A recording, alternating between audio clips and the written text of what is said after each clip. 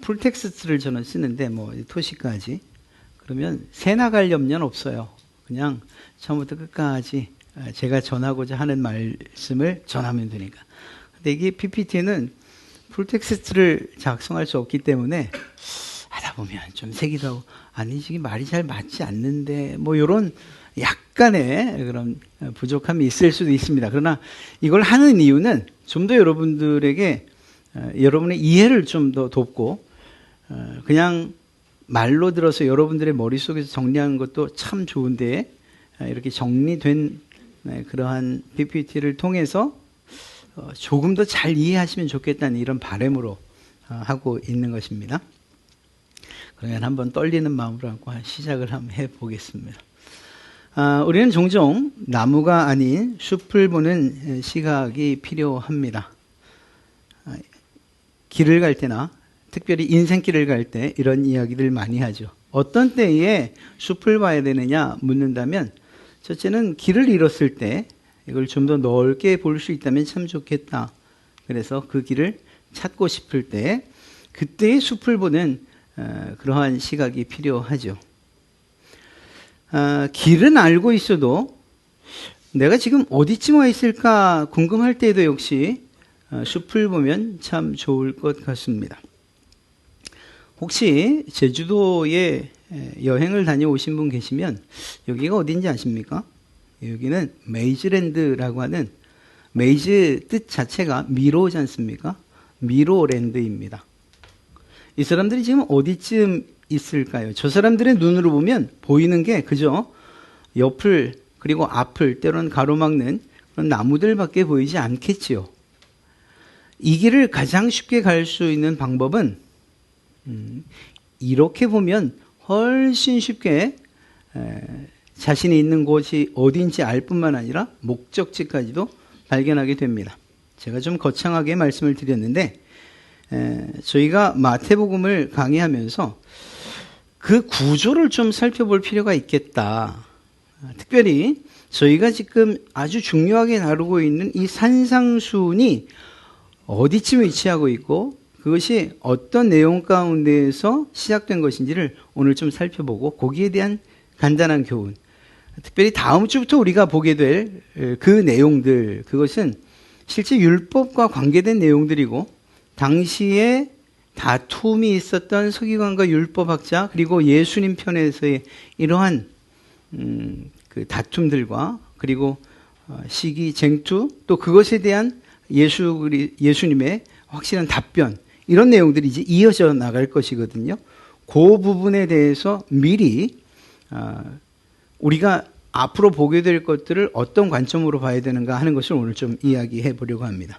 마태복음의 구조는 전체를 보면 1장부터 28장까지가 이렇게 되어 있습니다. 그래서 1장부터 4장 11절까지가 서론에 해당하고 그러니까 예수님께서 어떻게 태어나셨는가 마태가 족보를 기록하면서 그분이 어느 곳에서 어떤 과정을 통하여 태어나셨는지 그리고 그 일들은 우리가 처음 말씀드렸던 것처럼 구약의 선지자들이 예언한 대로 바꿔 말하면 하나님께서 계획하신 대로 예수 그리스도를 보내셨다는 사실을 확실하게 우리에게 알려주고 있었죠.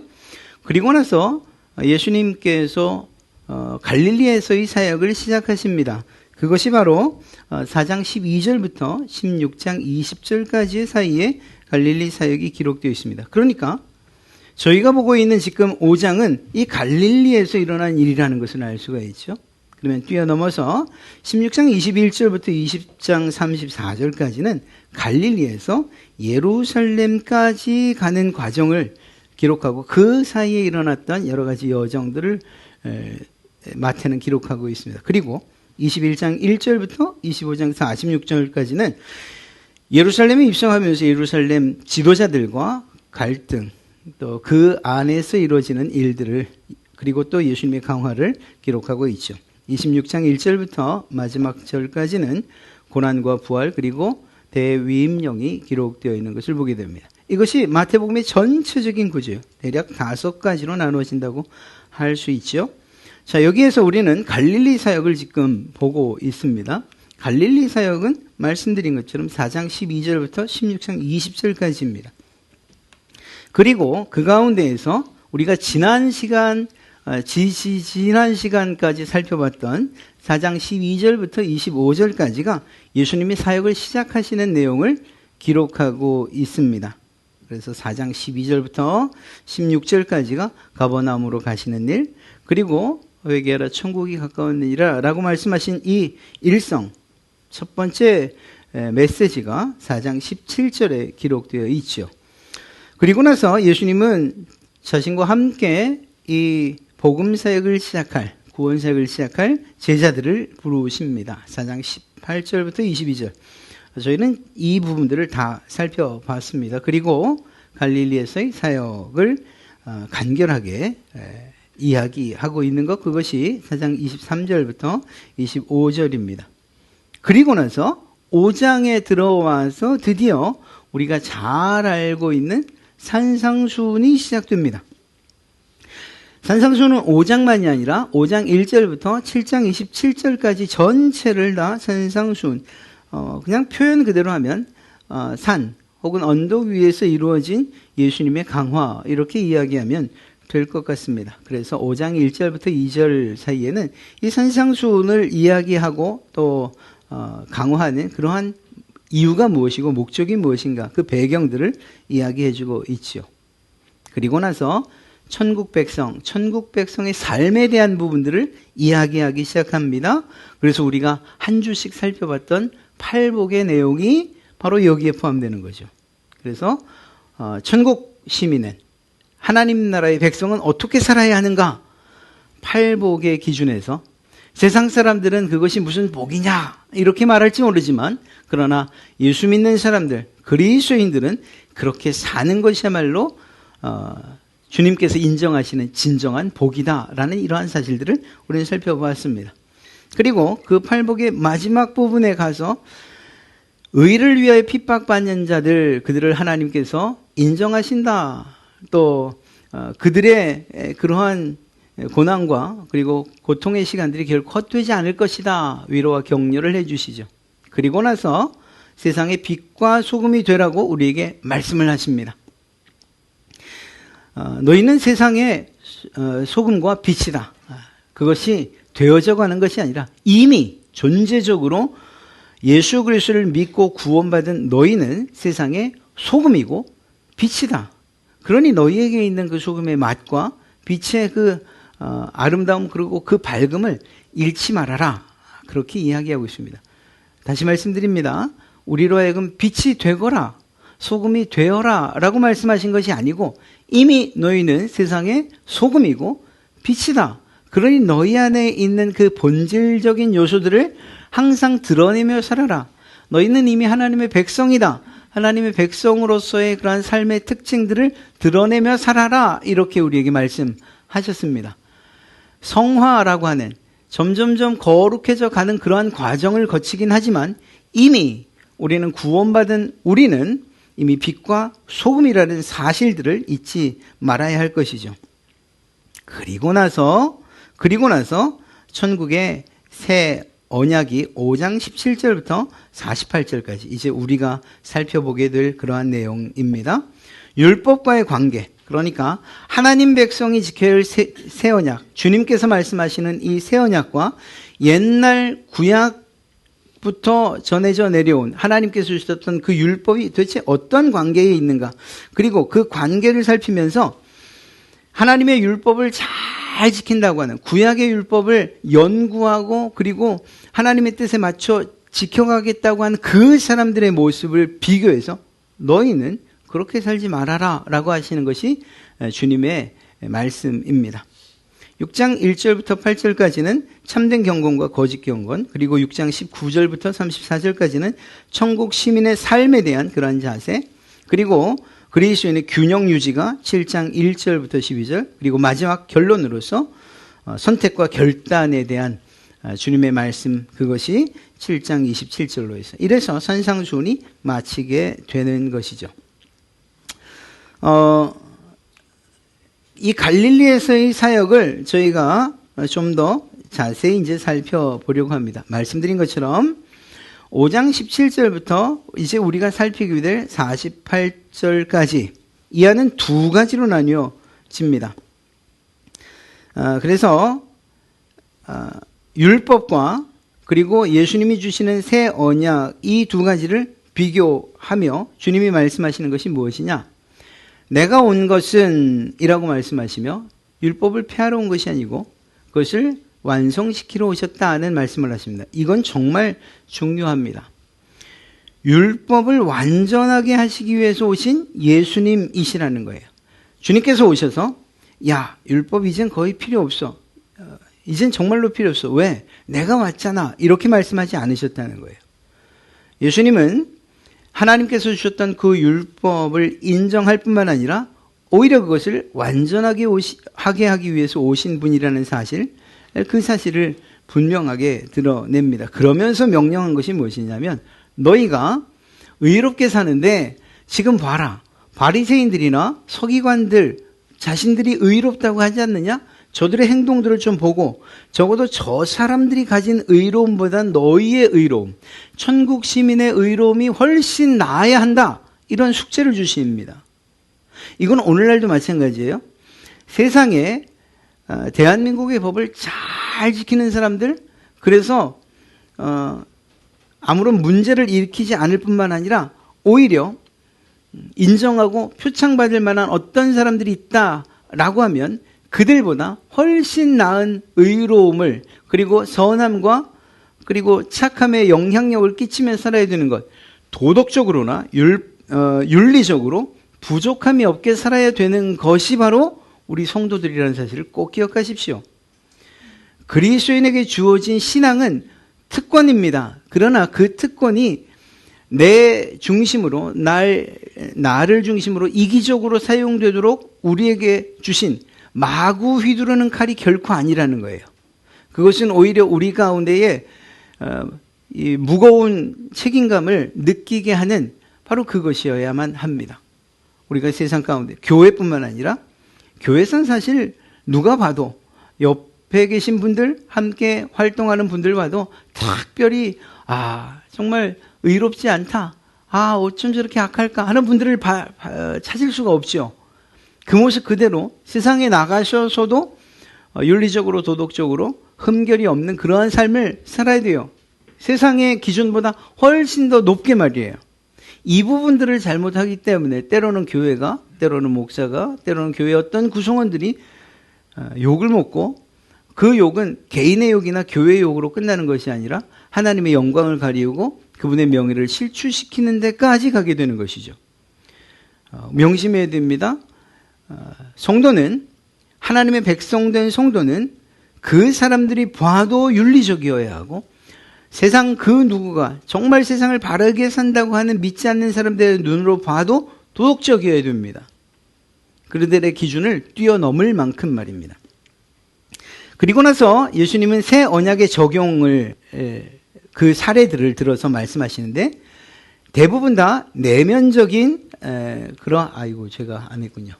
내면과 마음가짐에 관한 것이라는 것을 알 수가 있어요. 이제 우리가 다음 주부터 보게 될 내용입니다. 주님은 6가지를 이야기합니다. 살인, 간음, 이혼, 그리고 맹세, 그리고 복수에 대해서 원수를 사랑하는 것, 이것에 대해서 이 6가지의 사례들을 들면서 정말로 중요한 것이 무엇이냐? 나타나는 현상이 중요하냐? 보여지는 결과가 중요하냐? 외면적인 것이 중요하냐? 아니다. 그보다 더 중요한 것은 그의 마음, 내면과 마음가짐이 더 중요하다. 이 안에서부터 우리가 어떤 태도로 하나님을 섬기고 그 말씀에 순종할지 그것을 결정해야 된다. 이렇게 이야기하고 있습니다. 우리 사람은 너무나도 본성적으로 잘 속여요. 정말 죄송합니다. 이게 저한테만 해당되는 말인지 모르지만 이렇게 그냥 다 싸잡아서 말씀드려서 정말 죄송합니다. 그런데 정말 잘 속여요. 어떻게 잘 속이냐? 다른 사람은 어떤 속인다 이게 아니라 나를 잘 속여요. 나를. 그래서 다른 사람들 앞에서 이야기하고 다른 사람들 앞에서 생활할 때는 정말 법 없이도 살 사람이군요 라고 말하지만 그러나 나 혼자 혹은 또 내면에서는 그들의 그러한 칭찬에 못 미치는 경우가 참 많다는 것을 우리는 스스로 알게 됩니다. 바로 이런 부분이죠. 예수님께서 여러 가지 사례를 들어 이야기하시며 서기관들과 바리새인들의 이야기를 끌어오시고 그리고 그들이 지금 하고 있는 이 일들, 즉 여섯 가지에 관계된 율법들을 어떻게 지키고 있는 걸 봐라. 그런데 그렇게 하면 안 돼. 내가 천국 시민이, 천국 백성이 이 율법을 어떻게 지켜야 하는가, 어떤 기준으로 지켜야 하는가, 어디까지 지켜야 하는가 하는 것들을 알려주마라고 이 두 가지를 비교하면서 이야기해 주십니다. 그래도 적어도 이것은 내면에 더 중심을 두고 있는 사실을 우리는 알 수 있습니다. 그래서 새 언약을 적용한 그러한 사례를 보면 내면과 관계되어 있는 것, 그것이 살인, 간음, 이혼과 재혼, 그리고 맹세와 진실됨, 복수와 그리고 원수 사랑에 대한 것이에요. 자, 이것은 말씀드린 것처럼 6가지는 내면과 마음가짐에 관한 것인데 이보다 한 걸음 주님은 더 나가십니다.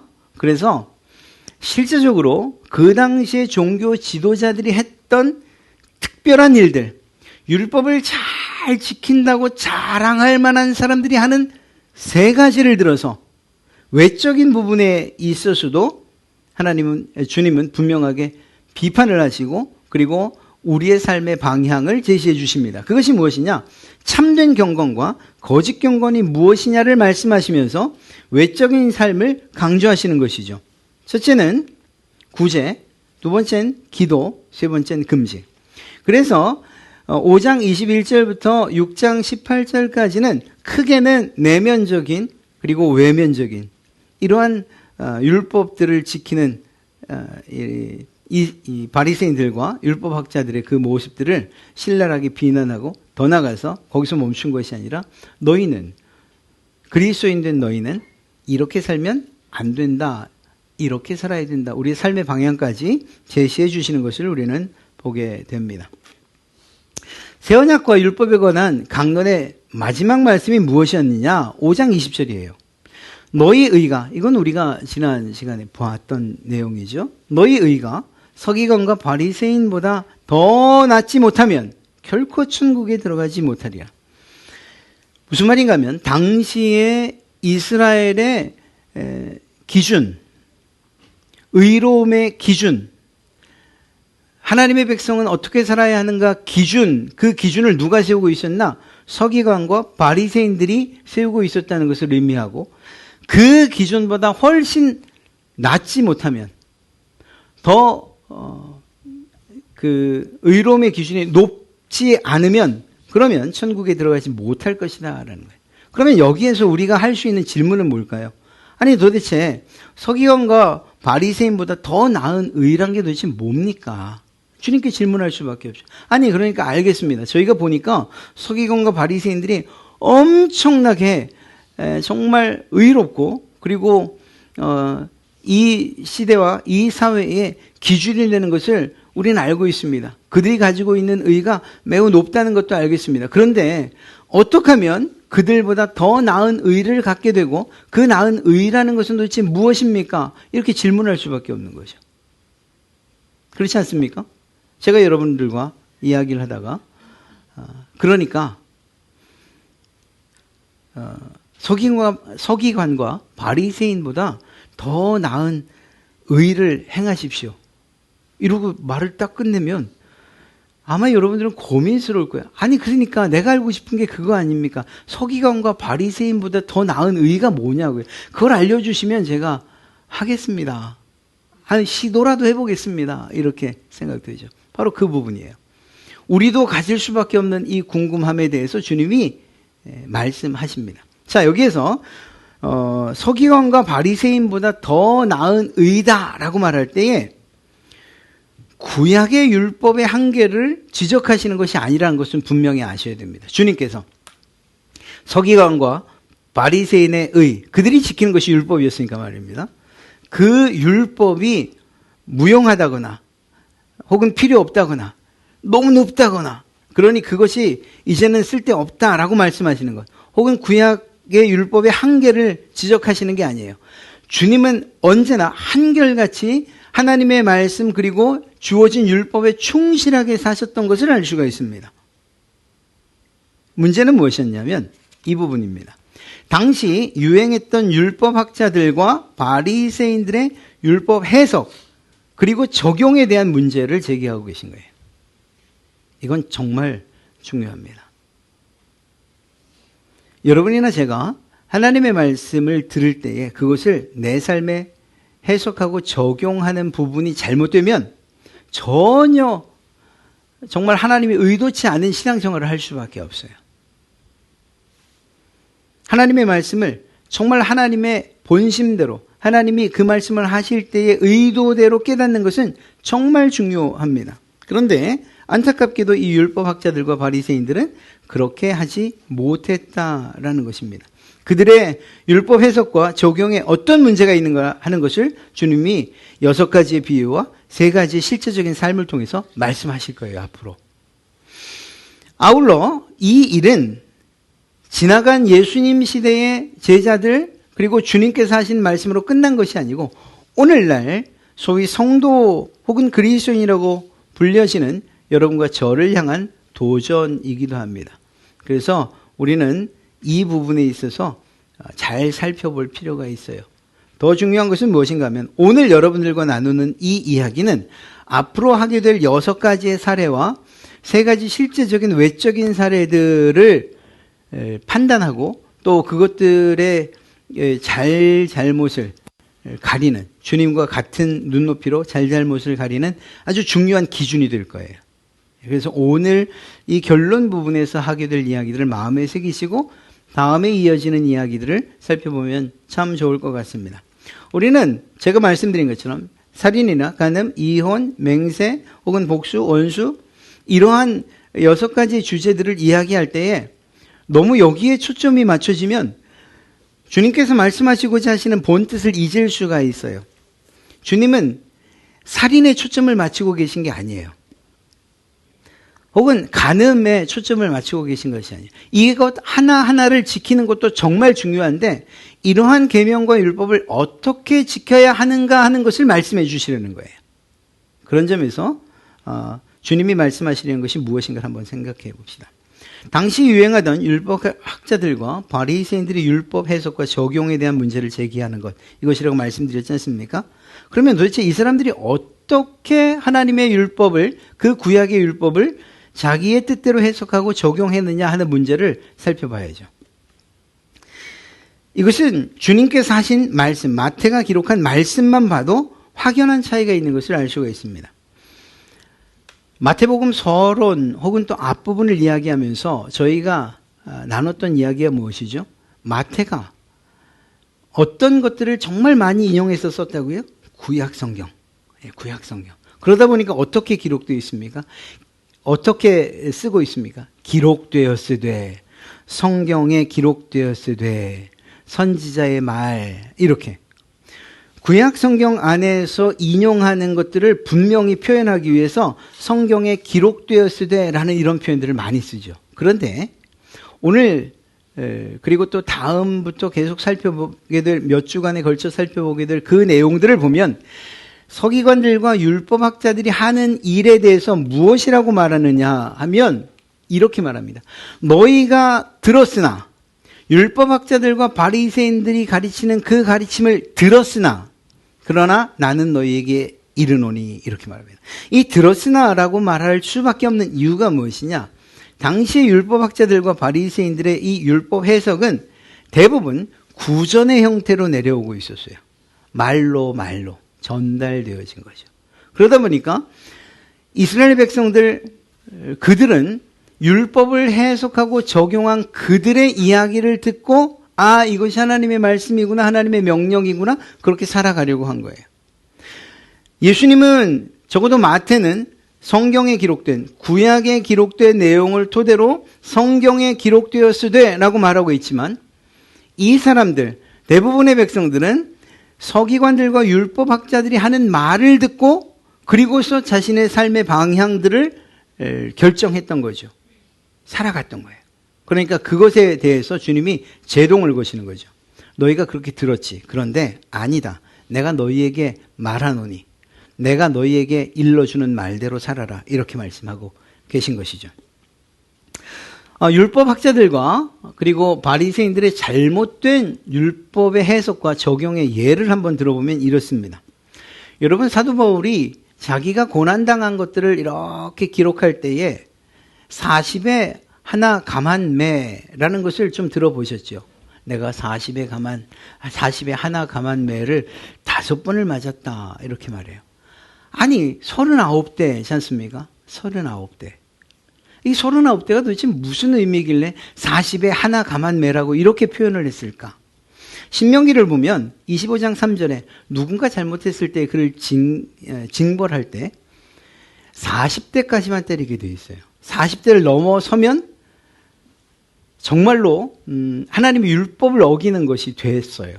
자, 여러분들이 하나님의 율법을 정말 잘 지키고 싶은 사람들이에요. 그리고 여러분들의 후손들에게도 그 율법을 잘 지키게 하고 싶어요. 그러면 어떤 방법이 있을까요? 40대 이상은 절대 때리면 안 돼. 이렇게 말할 수 있고, 또 다른 방법은 무엇인가 하면 혹시라도 하나, 둘, 셋 이렇게 가면 40대 때렸잖아요. 그럼 몇 대 때리게 되는 거죠? 41을 때리는 거죠. 혹시라도 실수로 숫자를 잘못 세거나 어떤 이유에서건 하나, 둘, 셋, 넷, 다섯, 여섯, 일곱, 여덟, 아홉, 열하나, 12 이렇게 가면 그럼 40을 넘는 거잖아요. 이런 것들에 대한 예방책으로 그러면 그 당시에 이런 장로들이나 혹은 지도자급에 있는 사람들 그러면 우리 아예 하나를 뺀 것으로 하자. 39대까지만 우린 때리자. 이렇게 규정. 그래서 혹시라도 한 대를 더 때려도 율법은 지킬 수 있게 그렇게 울타리를 친 겁니다. 율법의 울타리를. 그것이 성경에서는 무엇이라고 말하느냐? 장로의 유전, 장로들의 가르침이라고 이야기합니다. 또 예수님께서 지적당하시고 제자들이 지적당했던 거죠. 또 한 가지는 예수님이 말씀하셨던 것이고 마지막에 이제 말씀드릴 것은 예수님께서 직접 행하셨던 거예요. 제자들이 이런 일이 있죠. 배가 고파서 밀 이삭을 먼저 그냥 훑어 먹은 일이 있었어요. 자, 그때에 그 제자들을 힐난하던 서기관과 바리새이들, 이 율법학자들이 무엇을 가지고 문제 삼았습니까? 너희의 제자는 왜 손을 안 씻고 먹냐? 이런 정결법을 가지고서 율법을 어겼다 말합니다. 그런데 율법의 내용에는 손을 씻고 먹는 것 이것도 없어요. 정결에 대해서 그 음식을 구분하고 그리고 그 정결 예식을 분명하게 기록하고 있는데 근데 손을 씻는 건 없어요. 이것은 장로들이 만들어 놓은 그러한 유전입니다. 그러니까 하나님께서 주신 율법보다 물론 그 의도는 더 잘 지키기 위한 의도였는지 모르지만 그것보다 더 강력한 법의 테두리를 만들어서 그것을 지키지 않으면 율법을 어긴 것으로 그렇게 여겼다니까요. 이 정결법도 마찬가지입니다. 고르반 제도도 마찬가지예요. 예수님께서 말씀하셨죠. 고르반이란 건 무엇인가? 하나님께 드려지는 예물을 의미합니다. 하나님께 드려지는 것. 그래서 이런 거죠. 주님께서 드신 예를 들면 너희가 부모에게 마땅히 부모 공경을 위해서 드려야 될 것이 있는데 부모 공경을 하지 않기 위해서 부모들에 대한 책임과 의무를 면하기 위해서 이거 하나님께 드려진 고르반입니다 라고 말하면 그러면 부모 공경에 대한 공양에 대한 그러한 의무 그것이 다 사라져버리고 말지 않느냐. 그러니까 부모를 공경하지 않기 위해서 공양하지 않기 위해서 고르반 되었다라고 말하는 것 이거 어떻게 보면 이게 정말 율법이냐 하나님이 주신 말씀이냐 하나님께서 주신 율법의 정신이냐 이렇게 되묻고 계신 거예요. 나 고르반 되었습니다. 이렇게 말할 수도 있어요. 그러면 나는 하나님의 것입니다. 그러니까 부모를 공양하지 않아도 됩니다. 이런 어거지 논리를 펴고 있는 거죠. 그것이 장로의 유전이에요. 또 안식일에 미리 이삭을 먹은 제자들 또 많은 병자를 고치신 예수님께서 병자를 고칠 때 보면 안식일에 고치시죠. 그러니까 이러한 모습들을 보면서 안식일을 범했다라고 말한다니까요. 근데 주님은 말씀하시는 것이 안식일의 주인이 누구냐라고 되묻고 계신 거죠. 더 중요한 것은 안식일을 지킬 때에 그 정신이 무엇이냐, 이것에 주님은 더 방점을 찍고 계신 것입니다. 이것은 지금도 있는 일인데요. 샤벳 엘리베이터라고 혹시 들어보셨습니까? 저 샤벳이란 말은 히브리어로 안식일이라는 말이에요. 안식일 엘리베이터 들어보셨어요? 이건 지금도 그렇습니다. 유대인들이 거주하는 지역에는 각 층마다 누르지 않아도 서는 엘리베이터가 있어요. 이유가 뭘까요? 안식일에 버튼 누르는 게 일이거든요. 일로 규정되어 있어요. 그러니까 그 엘리베이터를 타지 않으면 일을 해야 되는 거예요. 내가 내릴 칸을 눌러야 되니까. 그러니까 그걸 미연에 방지하기 위해서 매 층마다 쓰는 엘리베이터, 샤벳 엘리베이터를 따로 만들죠.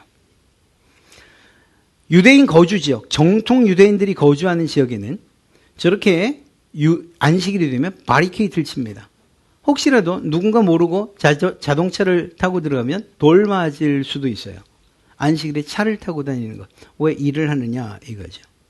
이건 지금도 있는 일들입니다. 차 운전이 금지되어 있죠. 또 통곡의 벽이라고 아시죠? 이렇게 쓰고 가서 통곡의 벽. 거기에 갈 때에 사진 촬영 금지, 연필이나 펜으로 메모하는 거 금지. 이유는 단 한 가지예요. 일이라는 거예요. 일. 안식일을 쉬어야 되는데 하나님께서 명령하신 대로 지켜 쉬어야 하는데 일하지 말라는 것이죠. 그렇게 글씨를 쓰는 것. 스위치를 켜고 꺼는 것, 이것도 일입니다. 그래서 그걸 꺼놓지 않으면 안식일 내내 불이 켜져 있는 이런 상황도 벌어진다고 합니다. 옛날에 그랬냐? 아니 지금도 있다니까요. 또 수건, 우편물 개봉 금지. 왜? 답은 하나예요. 일이니까. 비가 와도 우산을 펴지 않습니다. 왜? 일이니까. 물론 이 우산은 천막과도 같은 그런 개념으로 사용하기 때문이라고 가능합니다. 꽃 냄새는 맡아도 돼요. 근데 과일 냄새 맡으면 안 된대. 이유가 뭘까요? 과일 냄새를 맡으면 먹고 싶은 욕심이 생기잖아요. 그러니까 안식일의 정신에 위배되는 거다. 이렇게 얘기합니다. 사실 우리는 웃고 이렇게 좀 가벼운 마음으로 쳐다보지만 유대인들은 이건 아주 심각한 일들인 거죠. 심각한. 그들에게 있어서는 이게 안식일을 범하는 것이 되기 때문에. 무엇을 말씀드리냐? 이러한 잘못된 율법의 해석과 적용이 이런 방식으로 나타나는 거예요. 그런데 그냥 이렇게 나타나는 것뿐이면 괜찮습니다. 제가 말씀드리려고 하는 이 아주 중요한 결론은 이것입니다. 바리새인들과 서기관들의 율법 해석과 적용, 말씀드린 것처럼 율법의 실천을 눈에 보여지는 외적인 것들로만 제한을 해요. 마음은 중요하지 않아요. 그냥 스위치를 끄고 내리지 않으면 돼요. 엘리베이터 버튼을 누르지 않으면 되는 거예요. 그냥 대부분, 아니 전부 외적인 것과 관계되어 있어요. 그래서 누가 봤을 때 당신 율법을 어겼어, 안식일을 어겼어, 잘 지키고 있군요, 이렇게 판단할 수 있는 외적인 것들, 겉으로 드러나는 것들. 심지어는 율법에 의하면 누군가를 정죄하고 그에게 돌을 던질 때에 증인이 필요하죠. 증인이 없으면 죄가 성립되지 않는다니까요. 적어도 율법 하에서는. 그리고 그들의 대부분의 내용들, 특별히 이 주님께서 제기하신 문제의 대부분은 11조 생활이나 혹은 정결 음식, 안식일, 무노동 이런 것들과 관계되어 있어요. 그러니까 그 사람들은 마음, 생각 등 동기보다 현상을 아주 중요하게 여기고 있죠. 그 시작점은 중요하잖아요. 그냥 끝이 율법을 지키는 모양만 갖추면 되는 거예요. 자, 이렇게 될 때에 그들이 범할 수 있는 잘못들과 그리고 좀 더 나가면 죄가 무엇이냐? 이런 것입니다. 지금 보여드린 거는 이 유대인들 율법 적용을 잘못하고 잘못 해석했던 그들에게만 있는 문제가 아니라 여러분과 저에게도 있을 수 있는 문제들이에요. 보이는 것에만 치중할 때 주의해야 될 것들이 무엇이냐. 첫째는 보이는 것에 집중하면 다른 사람과 비교를 하게 돼요. 나를 비교한다는 것이 아니라 나와 어떤 사람 혹은 어떤 사람과 어떤 사람을 비교하게 돼요. 자, 어떤 사람은 스위치를 끄거나 혹은 켜지 않아서 안식일을 지켰는데 어떤 사람은 이유는 모르겠지만 켜고 껐어요. 그러면 그냥 보여지는 문제로 인해서 이 사람은 율법을 잘 지키고 이 사람은 율법을 어긴 사람 이렇게 되죠. 그러니까 비교가 시작되는 거예요. 비교가. 그런데 이게 놀랍게도 나에게서 시작되면 내 자랑으로 이어지고 자기의 의로 이어진다는 사실을 우리는 종종 있습니다. 바리새인들과 율법학자들이 예수님에게 그렇게 신랄한 비판을 받을 수밖에 없었던 이유가 뭐냐? 그들은 자기의 의로 산다는 거예요.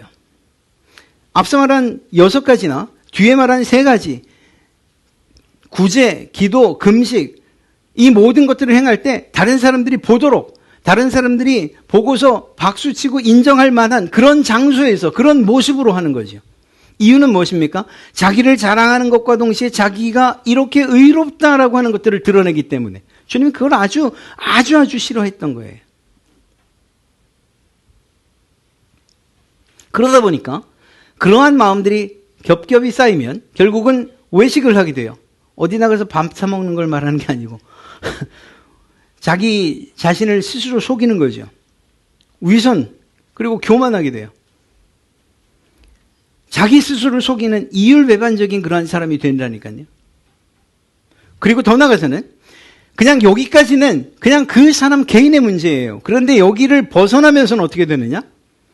다른 사람을 판단하게 되고 그에 대해서 정죄하게 되고 더 나아가 내가 정죄한 것으로 끝나는 것이 아니라 비난하고 많은 사람들 앞에서 비방을 하게 된다는 거예요. 아주 한 사람을 거의 죽이는 거죠. 이 3가지는 우리가 앞으로 보게 될 6가지와 3가지 내면적인 외적인 이러한 이야기들을 볼 때의 기준이 되어야 돼요. 왜 바리새인들과 율법학자들이 이렇게 예수님에게 신랄한 비판을 당해야 했는가? 그들은 자기의 의를 자랑했고 그들의 삶은 위선이었고 교만이었고 그것으로 끝난 것이 아니라 자기처럼 하지 않는 사람들을 다 정죄하고 있구나. 여러분, 이것이 왜 우리의 이야기여야만 할까요? 예수님을 믿는 우리가 참 많은 일들을 해요. 교회에서. 또 혹은 어떤 공동체에서. 봉사를 하기도 하고 헌신을 하기도 하고.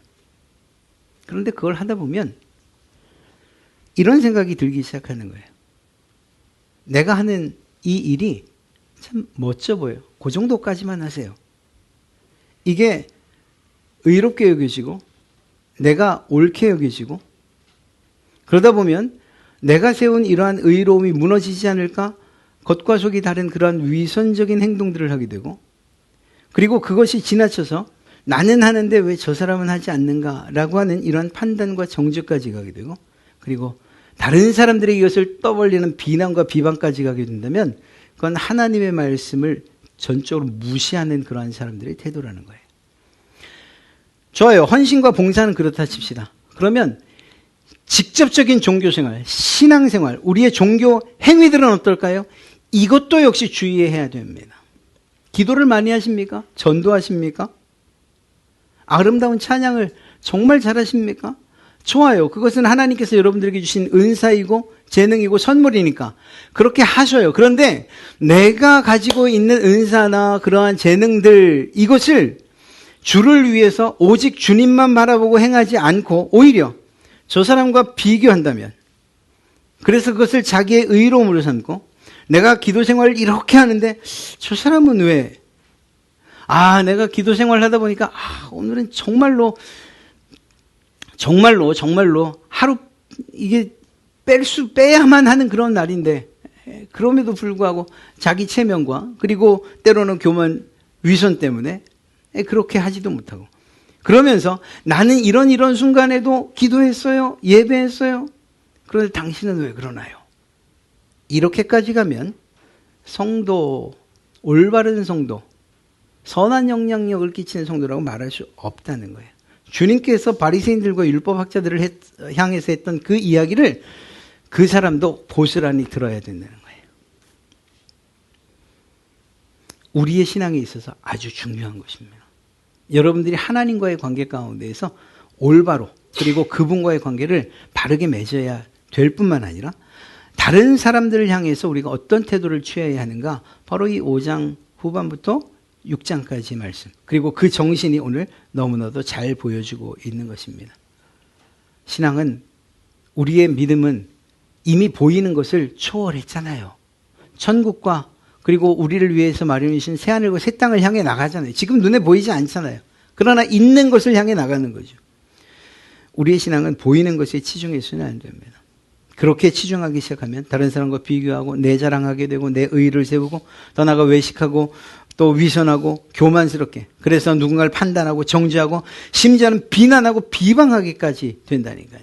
그러면 그때는 여러분들이 하고 있는 그 일이 무엇이든지 멈추셔야 되고, 여러분들의 직분이 무엇이든 간에 설령 저라 할지라도 목사직 잠깐 내려놓고 하나님과의 관계를 더 돈독히 해야 돼요. 그리고 내가 무엇을 잘못하고 있는가를 분명하게 판단해야 돼요. 그리고 다시 신앙해야 됩니다. 율법은, 특별히 주님께서 우리에게 주신 그 법은 나타나는 결과보다 어떤 동기가 중요하고 그것을 이뤄가는 과정도 소중하게 여기신다는 사실들을 꼭 기억하시기 바랍니다.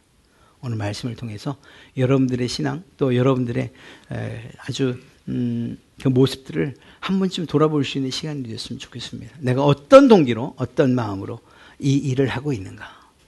누군가에게 보여지기 위해서, 누군가에게 인정받기 위해서 이 일을 하고 있는 것은 아닌가? 아니면 정말 하나님 때문에, 그분 한 분 때문에 내가 이 일을 하고 있는가? 이런 건 말입니다.